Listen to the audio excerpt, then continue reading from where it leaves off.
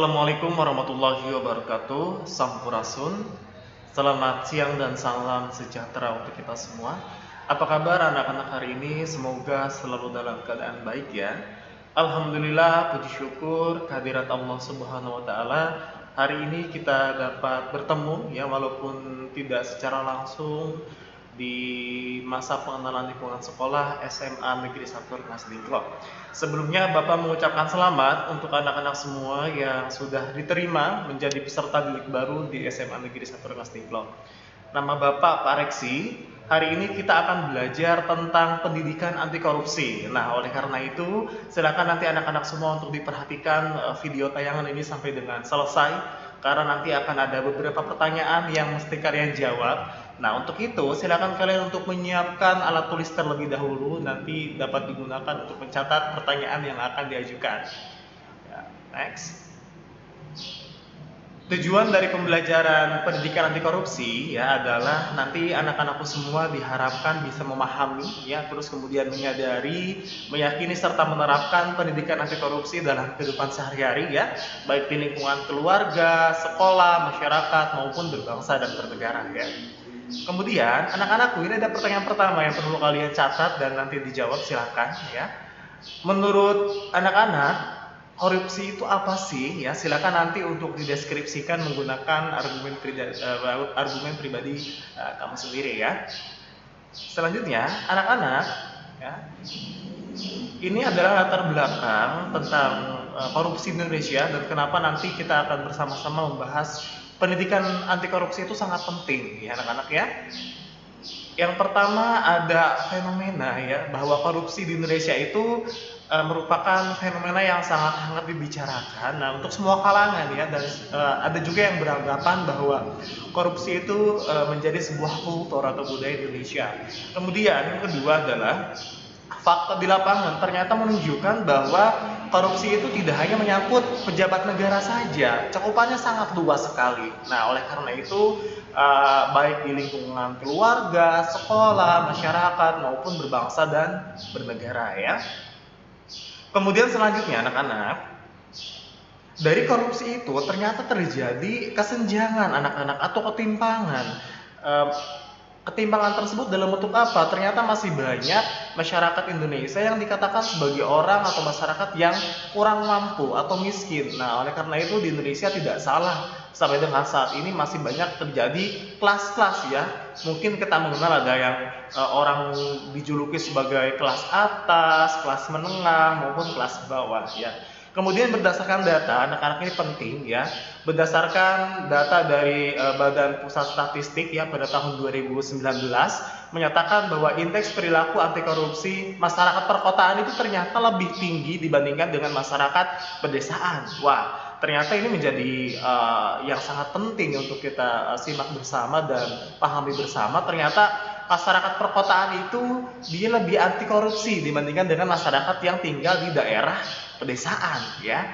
Kemudian yang kedua, berdasarkan data BPS juga menyatakan bahwa semakin tinggi pendidikan seseorang ternyata dia akan semakin anti korupsi. Nah, ini menjadi poin penting juga. Ternyata orang-orang atau anak-anak yang sekolah mengenyam pendidikan ternyata dia akan cenderung anti korupsi. Ya mungkin ini dimungkinkan juga karena mungkin anak-anak ya mendapatkan pendidikan di sekolah sehingga tahu ya baik buruk dari korupsi itu seperti apa. Kemudian yang terakhir adalah ya, ternyata jumlah penduduk di Indonesia berdasarkan data BPS sampai dengan tahun 2019 menyatakan ternyata masih banyak masyarakat di Indonesia itu yang dikatakan sebagai masyarakat yang kurang mampu atau miskin. Ya, pada tahun 2019 datanya mencapai 25,14 juta jiwa.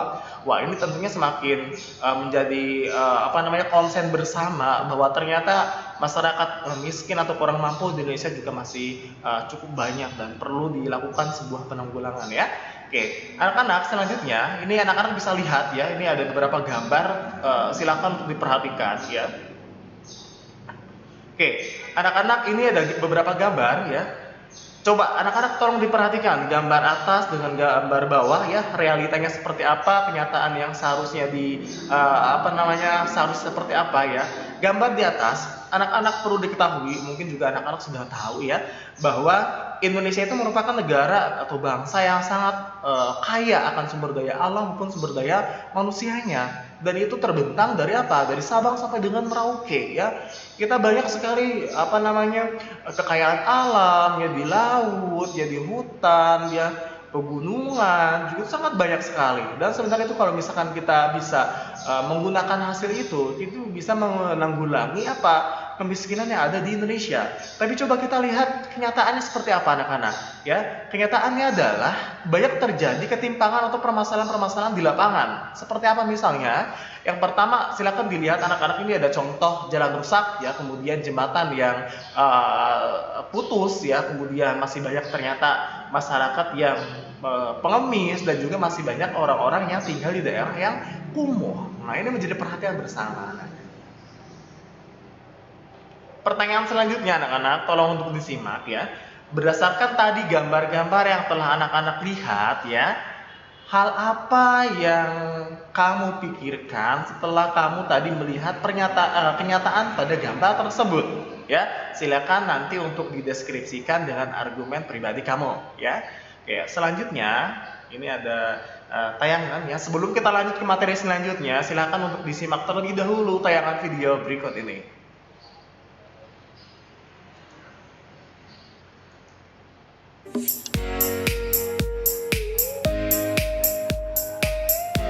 Indonesia adalah negara yang sangat kaya akan sumber daya alam. Potensi kekayaan alam yang dimiliki tiada bandingannya dengan negara lain. Kekayaan alamnya mulai dari laut, darat, dan kekayaan lainnya yang terkandung di dalam bumi ini tidak terhitung jumlahnya. Dari segi kualitas, hasil bumi Indonesia merupakan salah satu yang terbaik di dunia. Apa saja kekayaan alam tersebut? Berikut Infonesia akan merangkum 5 kekayaan alam Indonesia yang terbaik di dunia versi Infonesia. Gaharu. Gaharu adalah kayu berwarna kehitaman dan mengandung resin khas yang dihasilkan oleh sejumlah spesies pohon dari marga Aquilaria. Resin ini digunakan dalam industri wangi-wangian karena berbau harum. Di dunia terdapat 20-an spesies gaharu dan 6 diantaranya terdapat di Indonesia. Hutan Kalimantan adalah penghasil gaharu terbaik di dunia. Bahkan harganya bisa mencapai miliaran rupiah per kilonya. Kualitas gaharu tergantung dari jenis pohon, proses pembentukan, umur, aroma, kadar resin, serta warna gaharu. Kapur Barus. Tapanuli Tengah ternyata sudah terkenal seantero dunia dari zaman sebelum Masehi karena kapur barusnya. Sejarah mencatat, perjalanan Marco Polo ke Sumatera di tahun 1291 mengunjungi tempat di bagian Sumatera yaitu Vansur atau saat ini dikenal dengan nama Barus. Karena hasil buminya tersebut, Barus pada masanya menjadi pusat perdagangan bangsa-bangsa dunia seperti Yunani, Spanyol, Belanda, Portugis, Inggris, Korea, dan Jepang. Menurut informasi terbaru, pohon kapur barus yang ada di Barus hanya tinggal 20 pohon. Sangat disayangkan.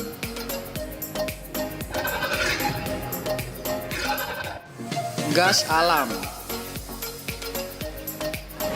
Indonesia juga termasuk penghasil gas alam terbesar di dunia dengan lokasinya di beberapa titik seperti Bontang di Kalimantan Timur, Arun di Nangro Aceh Darussalam, Tangguh di Papua, Pulau Natuna, dan Blok Cepu.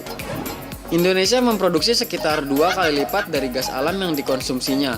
Kendati begitu, ini tidak berarti bahwa produksi gas domestik memenuhi permintaan gas domestik. Bahkan ada kekurangan gas untuk industri-industri domestik di Indonesia.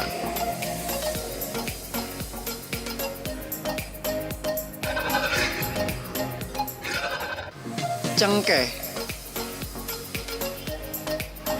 Indonesia merupakan negara penghasil cengkeh terbesar dan terbaik di dunia, yaitu mencapai 73.000 ton per tahun dengan luas lahan mencapai 31.450 hektar. Konon aroma cengkehlah yang membius negara-negara Eropa untuk datang dan berhasrat menguasai bumi Indonesia. Awalnya penghasil cengkeh utama di Indonesia ada di pulau-pulau kecil di Maluku. Ada 5 pulau penghasil cengkeh terbesar yaitu Ternate, Tidore, Makian, Bacan, dan Moti. Dulu sekitar abad 17 dan 18, cengkeh sama bernilainya dengan emas. Bahkan 1 kilogram cengkeh seharga dengan 7 gram emas. Cengkeh yang paling menarik minat negara luar adalah cengkeh dari Minahasa, yang konon katanya 1 kilogram cengkeh Minahasa setara dengan 20 kilogram cengkeh dari daerah lainnya.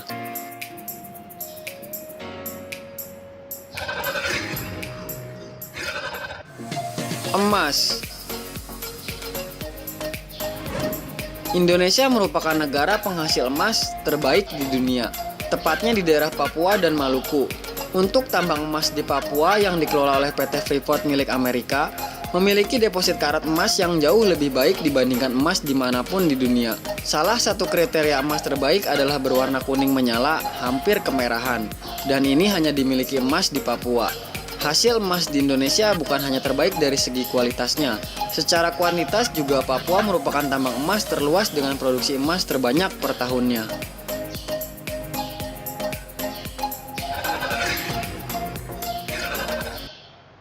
Oke anak-anak, itu dia ya tampilan dari kekayaan di Indonesia ya, yang tentunya juga ini menjadi perhatian bersama ya, bahwa Indonesia itu terkenal dengan kekayaannya sangat melimpah ya. Tadi misalkan ada apa aja anak? Pertama ada emas ya, kedua ada apa lagi? Tadi ada cengkeh ya, terus ada gas alam ya, kapur baru dan sebagainya. Oleh karena itu kita sebenarnya sebagai bangsa Indonesia yang baik, warga Indonesia yang baik, kita harus bersyukur ya dengan apa yang kita miliki. Kalau misalkan itu bisa dipergunakan untuk kepentingan bersama, insya Allah itu akan ada manfaatnya ya anak-anak ya. Kita lanjut anak-anak ke pengertian korupsi ya. Korupsi itu adalah perilaku atau perbuatan yang tidak jujur ya, yang di dalamnya termasuk apa? Ada pembusukan, ya kemudian apa? Keburukan, kejahatan, penggelapan, serta bentuk tindakan amoralis atau tidak sesuai dengan aturan norma yang berlaku ya. Nah anak-anak, menurut Undang-Undang Nomor 31 Tahun 1999 ya, junto Undang-Undang Nomor 20 Tahun 2001 ya, menyatakan bahwa korupsi itu adalah tindakan melawan hukum ya, dengan maksud untuk apa? Yaitu untuk memperkaya diri sendiri ya, orang lain ya, atau korupsi yang berakibat merugikan negara ya, atau perekonomian negara ya. Kemudian anak-anakku, ini ada 7 bentuk korupsi ya, berdasarkan Undang-Undang Nomor 31 Tahun 1999 junto Undang-Undang Nomor 20 Tahun 2001. Nah, kita nanti akan bahas bersama. Yang pertama adalah apa anak-anak? Yang pertama adalah merugikan keuangan negara. Kenapa dikatakan demikian? Ya karena korupsi itu dilakukan untuk apa? Untuk memperkaya diri sendiri atau orang lain. Dan ini dilakukan oleh pejabat negara atau aparatur sipil negara atau ASN ya anak-anak ya. Kemudian kedua adalah suap menyuap. Kenapa dikatakan suap menyuap? Karena suap menyuap itu merupakan tindakan ya untuk memberikan uang ya atau bentuk lain terhadap orang tertentu, terutama pejabat negara atau aparatur sipil negara. Dan itu juga menjadi salah satu bentuk korupsi ya. Yang ketiga apa anak-anak? Ketiga adalah penyalahgunaan jabatan ya. Ini adalah pejabat ya atau orang yang punya wewenang ya atau aparatur sipil negara yang mempunyai jabatan, terus dia menyalahgunakan untuk kepentingan pribadi ataupun orang banyak, sehingga ini sangat merugikan ya anak-anak ya. Kemudian yang keempat ada apa? Ada pemerasan. Ya, pemerasan ini dilakukan oleh pejabat negara atau aparatur sipil negara untuk apa? Untuk menyogok ya, menyogok atau memberikan menerima ya atau melakukan pemerasan terhadap sesama anggota yang termasuk di dalam lingkup instansinya, sehingga ini juga akan merugikan bersama ya. Kemudian yang kelima adalah perbuatan curang. Ya, perbuatan curang itu apa? Yang pasti adalah perbuatan yang dilakukan untuk apa? Untuk mengelabui. Ya, sehingga misalkan tadi contohnya adalah jalan rusak. Ya, seharusnya misalkan anggaran yang digunakan untuk pembuatan jalan berapa, tapi ternyata pas pelaksanaan tidak sesuai, otomatis juga dampaknya apa? Jalannya rusak dan lain sebagainya. Ya. Kemudian yang keenam ada apa? Benturan kepentingan atau pengadaan barang atau jasa, ini juga penting ya. Karena apa? Ya, di sini orang yang punya jabatan, terutama pejabat publik atau aparatur sipil negara, dia menyalahgunakan ya untuk kepentingan pribadinya atau orang lain dalam pengadaan barang atau jasa ya. Dan yang terakhir adalah gratifikasi ya. Gratifikasi adalah bentuk apa? Bentuk pemberian, ya, pemberian sesuatu baik itu dalam bentuk uang, ya, hadiah kepada pejabat negara atau apa? Atau aparatur sipil negara atau ASN. Dan ini juga tentunya sangat tidak boleh dilakukan, ya, karena semua pejabat negara atau pejabat publik, ya, atau aparatur sipil negara itu mereka tidak boleh menerima bentuk apapun, ya, baik penyogokan, penyuapan, ya, penerimaan hadiah dalam bentuk uang, ya, itu tidak diperbolehkan, ya. Sampai di sini paham ya anak-anak, ya. Kemudian selanjutnya, ya, ini ada faktor pendorong terjadinya korupsi, ya, di Indonesia. Yang tentunya ada apa aja? Ada faktor internal dan juga faktor eksternal, ya. Faktor yang berasal dari dalam diri dan juga faktor yang berasal dari luar diri kita, ya. Yang pertama dari faktor internal terlebih dahulu. Ada apa aja? Yang pertama adalah moral, lemahnya iman. Ini yang menjadi permasalahan, bahwa kadang-kadang kita kalau dihadapkan dalam kondisi apapun, ya, itu inginnya itu apa, kalau ada kesempatan inginnya itu ya ayo diterima gitu, ayo dilakukan. Dan itu sebenarnya belum tentu baik, ya. Terus kemudian apa? Kejujuran juga dipertanyakan, ya. Karena kalau orang yang tidak jujur tentunya juga akan merugikan diri sendiri juga orang lain, ya. Rasa malu, ya. Karena korupsi ini kan tidak hanya terkait dengan uang, ya. Banyak contoh kecilnya misalkan di lingkungan keluarga, ya, sekolah, masyarakat. Di keluarga misalkan apa, ya, membohongi orang tua, minta uang, ya, atau misalkan diberikan uang 10.000 untuk membelikan gula misalkan, ya. Terus kembaliannya 5.000. Nah, 5.000-nya itu misalkan ditilang. Nah, itu juga tidak boleh anak-anak, ya. Terus kemudian yang kedua adalah perilaku. Perilakunya apa? Kadang-kadang orang yang merasa mungkin hidupnya enak itu kebanyakan orang-orang tersebut adalah gaya hidupnya adalah konsumtif, ya, berlebih-lebihan, tamak atau rakus. Itu adalah sifat dasar manusia juga, ya, dan juga apa? Rasa malas, ya. Yang ketiga adalah dari aspek apa? Sosial, anak-anak. Ini bisa jadi juga dorongan dalam keluarga yang mengharuskan orang-orang itu untuk melakukan korupsi, sehingga akan merugikan banyak pihak, ya.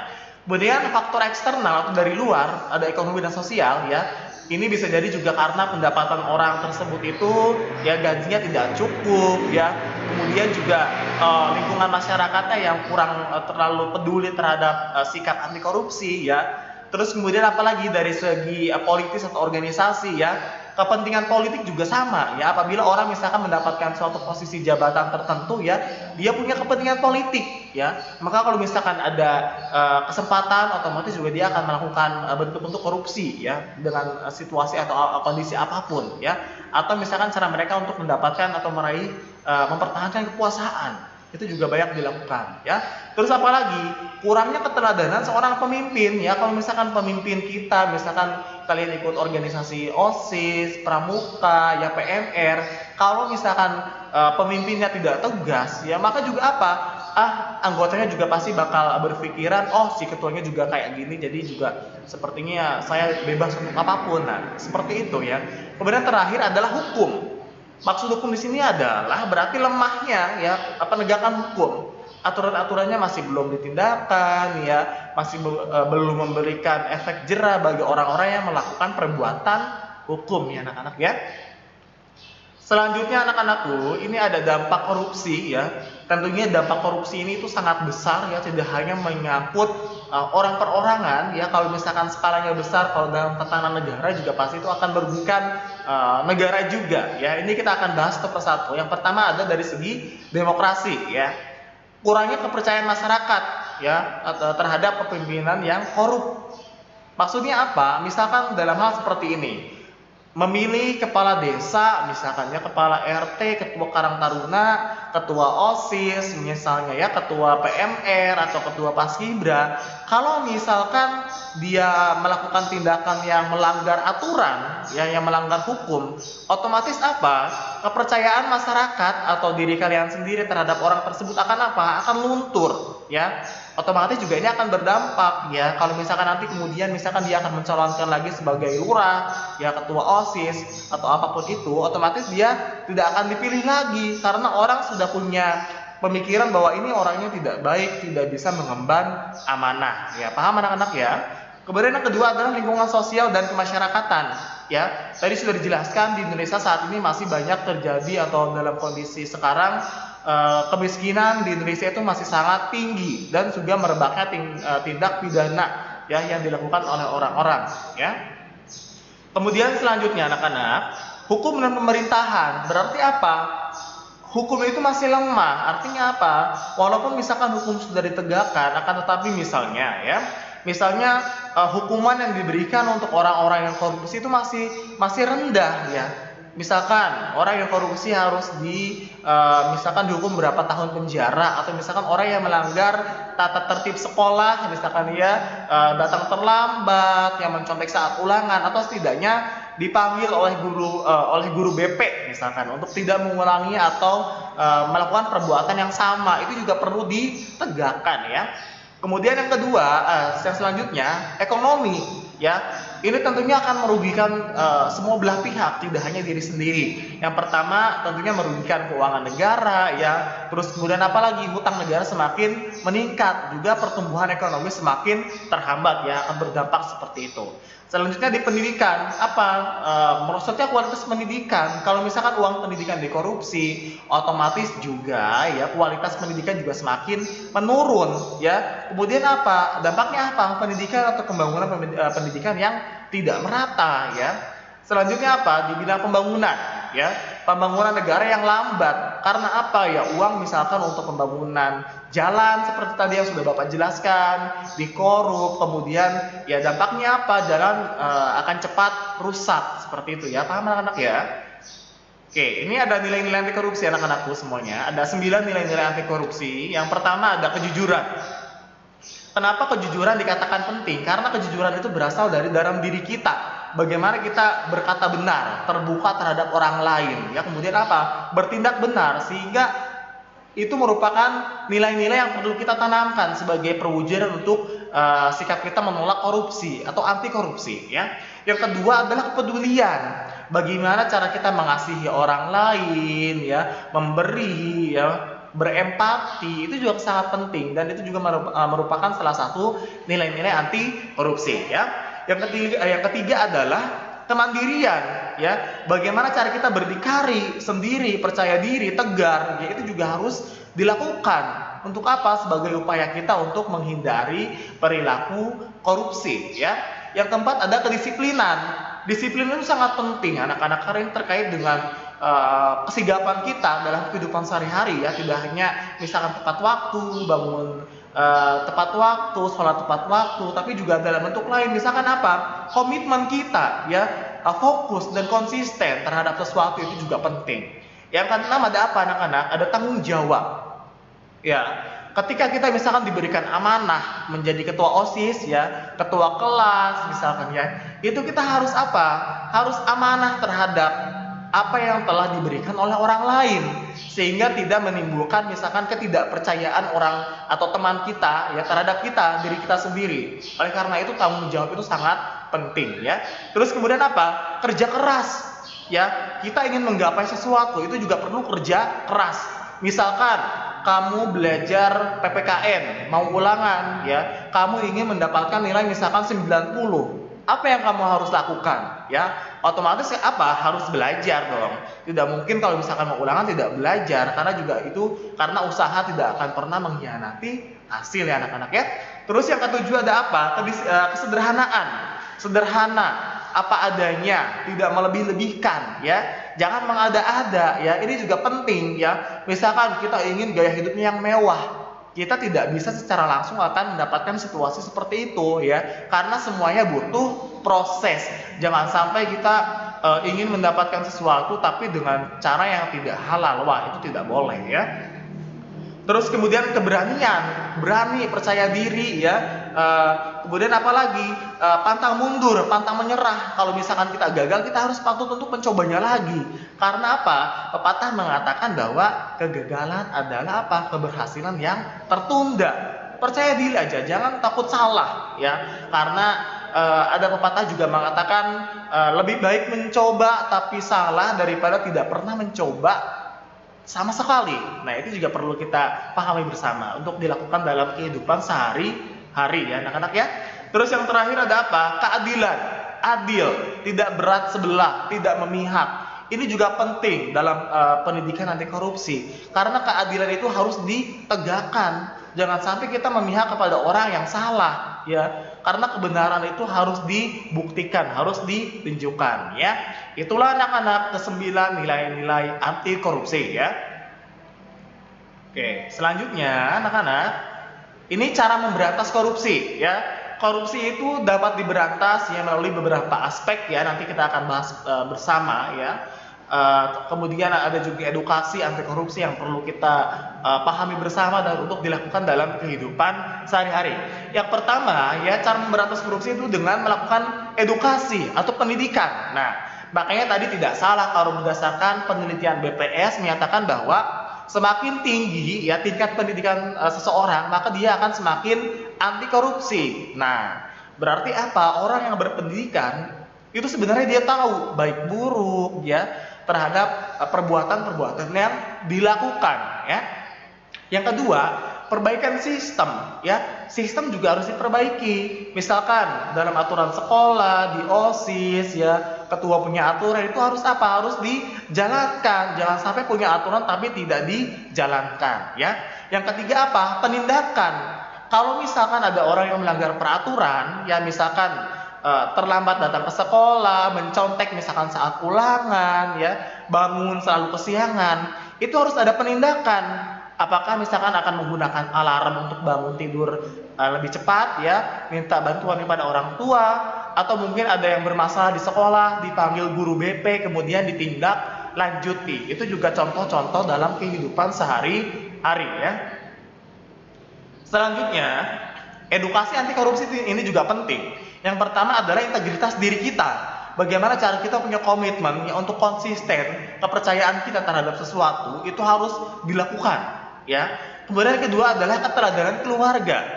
Anak-anak ada peribahasa mengatakan ya, keluarga itu merupakan tempat kita pertama kali yang diberikan pembinaan ya karakter selain di sekolah. Oleh karena itu, ya baik buruk ya, tata krama, sopan santun, semuanya itu sudah diajarkan pertama kali di lingkungan keluarga, serta juga penanaman nilai-nilai keagamaan ya atau religius. Yang ketiga itu adalah budaya organisasi. Ya, dengan kita semakin sering ikut organisasi, misalkan masuk OSIS, Pramuka, PMR, Paskibra, kita akan apa? Akan diajarkan bagaimana cara kita memanage diri kita sendiri, ya, mengatur kehidupan supaya kita bisa terdidik, ya, melalui berbagai macam kegiatan, bagaimana misalkan cara mengatur program kerja, ya, kalau misalkan di sekolah nanti ada event-event, itu juga kita akan belajar bagaimana caranya untuk mengkoordinir. Paham ya anak-anakku ya? Oke, sebelum ke materi selanjutnya anak-anakku semua, silakan kalian disimak terlebih dahulu tayangan berikut ini. Man, esok-esok wis panen teloh kowe iki. Nggih Pak RT, ning niki telone mboten gelem dipanen ya. Nek angel dibedol, telone mesti gede-gede kuwi, Man. Mesti. Man. Sarapan iki sik. Ben rusa ngono lho, Man. Ben rusa. Apa nggih Pak RT? Tenang kuwi. Man, aja lali. Mengko bengi jadwalmu rondo. Jimpitane didake ning omahku. Ning aja kliwat jam 8. Soale sesuk-esuk kuwi arep nggo konsumsi gotong royong.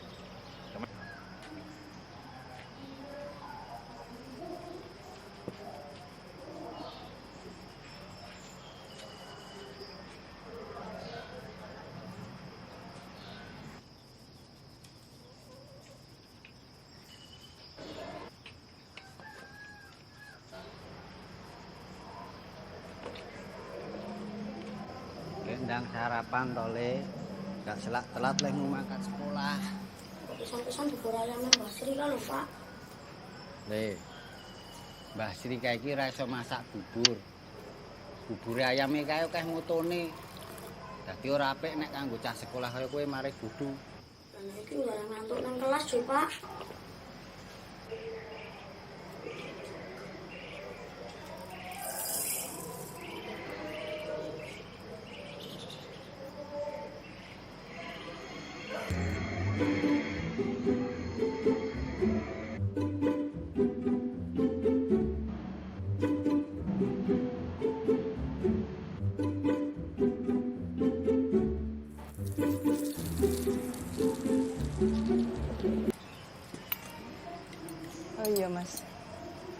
Kon payu piro?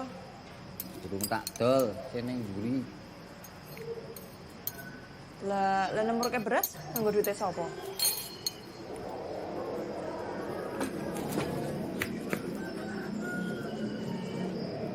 Waduh, Dik. Mati aku.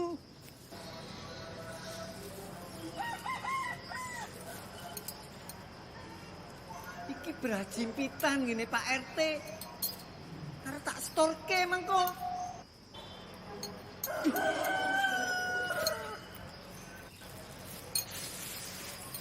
Wis dadi bubur ngene njur piye, Jal?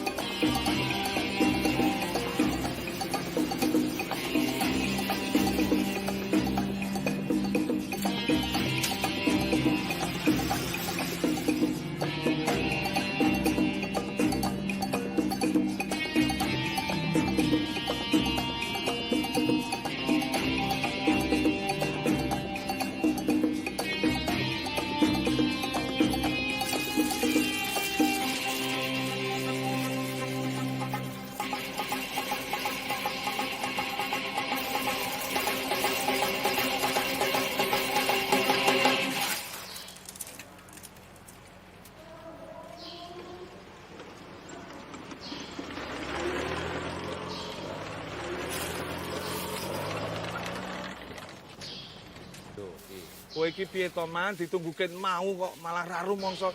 Iki jam piro iki, Man?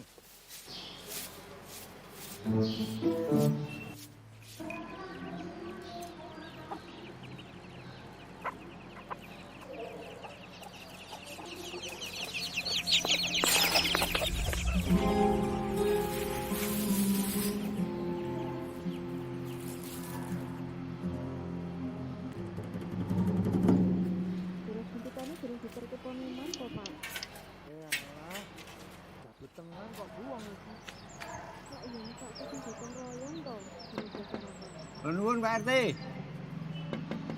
Nuwun. Pak RT. Nuwun.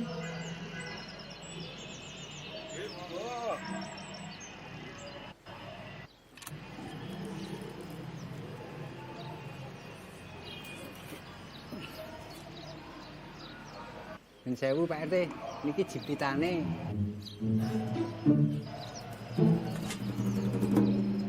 Pun didamel bubur bojo kula, dikonsumsi gotong royong, anggit ben rusuh. Oke, anak-anak, itu ya tayangan tentang jimpitan ya. Jimpitan itu adalah sebuah iuran ya atau istilahnya sedekah gitu ya, pemberian beras nanti dikoordinir kemudian akan digunakan untuk keperluan kerja bakti di kampungnya. Nah, tadi kan anak-anak sudah melihat ya dan menyaksikan bagaimana runtutan ceritanya ya, dimulai dari awal ya makan bubur si Pak RT ya, kemudian anaknya ingin makan bubur ya, sampai si istrinya masak beras dibuatkan untuk bubur padahal itu adalah beras untuk jimpitan ya, dan lain sebagainya. Nah, silakan nanti untuk dijawab pertanyaan berikut ini. Anak-anak silakan. Oke, pertanyaannya adalah ya, value atau nilai apa yang kamu pelajari setelah menonton tayangan tersebut ya, dan apa yang akan kamu lakukan jika kamu mengalami kondisi atau situasi yang sama seperti tayangan pada video tersebut ya. Silakan untuk dicatat pertanyaannya ya. Sudah ya? Oke, kalau sudah kita lanjutkan anak-anak kamu semua. Oke, maukah kita menggunakan kekuatan yang kita miliki untuk memberantas korupsi ya? Tentunya ada dua jawaban yang mesti kita lakukan. Yang pertama otomatis apa? Mau atau tidak ya.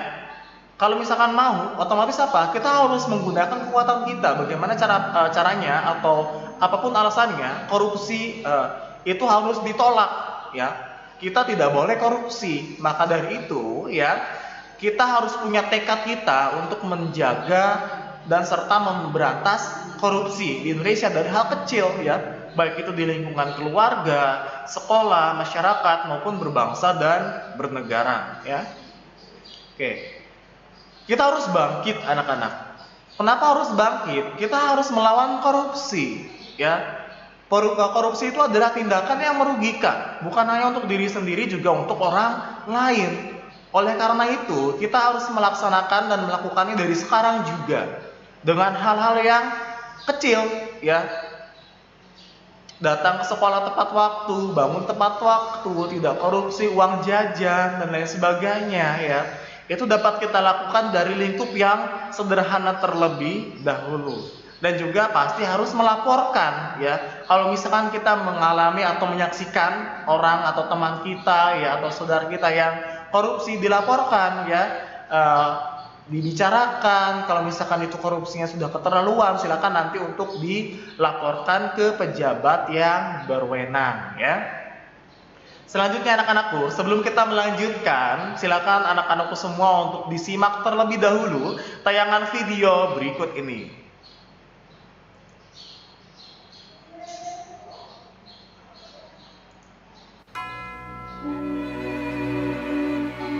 Aku peduli, tapi masa depan bangsaku itu bukan yang paling penting buat aku.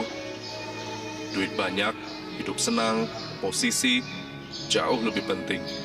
Dari keadilan, integritas, moral, aku yakin dan pasti ada harapan negaraku masih menjunjung moral yang tinggi. Tapi itu nggak bakal bertahan. Nafsu lebih dinomorsatukan. Tren menunjukkan anak cucu kita akan menuai kebobrokan kita. Aku nggak percaya Indonesia akan tetap jaya. Memandang ke depan, aku melihat degradasi moral melanda anak muda. Kawin cerai, apa salahnya? Korupsi udah jadi budaya. Video mesum, itu mah biasa. Gak bisa dibilang lagi masih ada yang peduli dengan bangsa ini. Udah jelas banget, generasi ini hancur dan gak ada harapan. Sungguh sedih dan konyol kalau kita pikir kita bisa menjadikan dunia ini lebih baik. Tapi kita masih bisa membalikan itu semua. Kita bisa menjadikan dunia ini lebih baik. Sungguh sedih dan konyol kalau kita pikir generasi ini udah hancur dan gak ada harapan. Udah jelas banget masih ada yang peduli akan bangsa ini. Gak bisa dibilang lagi video mesum itu mah biasa, korupsi udah jadi budaya, kawin cerai apa salahnya, degradasi moral melanda anak muda. Memandang ke depan, aku melihat Indonesia akan tetap jaya. Aku gak percaya anak cucu kita akan menuai kebobrokan kita. Tren menunjukkan nafsu lebih dinomorsatukan, tapi itu gak bakal bertahan. Negaraku masih menjunjung moral yang tinggi. Ada harapan. Aku yakin dan pasti, moral, integritas, keadilan jauh lebih penting dari posisi, hidup senang, duit banyak. Itu bukan yang paling penting buat aku. Tapi masa depan bangsaku, aku peduli. Oke, anak-anakku semua, itu adalah video Aku Peduli, ya. Yang pasti kita sebagai masyarakat dan juga warga negara Indonesia yang baik, kita harus peduli. Anak-anakku semua, kalian adalah generasi penerus bangsa, ya. Masa depan kalian, ya, masa depan bangsa juga ada di tangan kalian. Kalian harus bisa, ya, melakukan perubahan terhadap diri kalian, ya, dan juga orang lain, terutama untuk Indonesia yang jauh lebih baik, ya. Karena kita punya kesempatan yang sama untuk merubah, ya, untuk merubah masa depan, ya, untuk merubah keadaan. Pasti itu semua bisa, ya. Dengan cara apa? Kita harus berusaha semaksimal mungkin dan pastinya harus dilakukan apa? Kerja keras, ya, ikhtiar dan juga doa pastinya, ya.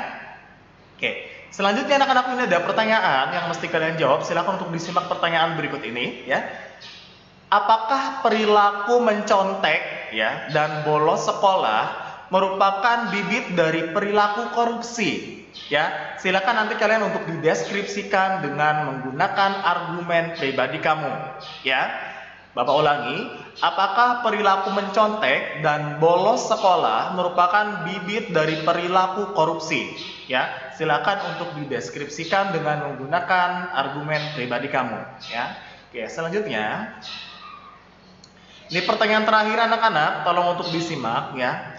dari pembelajaran yang telah kita lakukan ya tadi dari awal ya sampai dengan saat ini ya, value atau nilai penting apa yang kamu dapatkan ya, yang kamu pelajari untuk diimplementasikan dalam kehidupan sehari-hari ya, sebagai upaya kamu dalam mencegah perilaku korupsi ya, baik di lingkungan keluarga, sekolah, masyarakat maupun berbangsa dan bernegara ya. Value atau nilai apa yang kamu dapatkan ya dan dapat diimplementasikan dalam kehidupan sehari-hari ya, sebagai upaya anak-anakku sekalian semua untuk mencegah perilaku korupsi ya, baik di lingkungan keluarga, sekolah, masyarakat serta berbangsa dan bernegara ya. Oke, anak-anakku, ini ada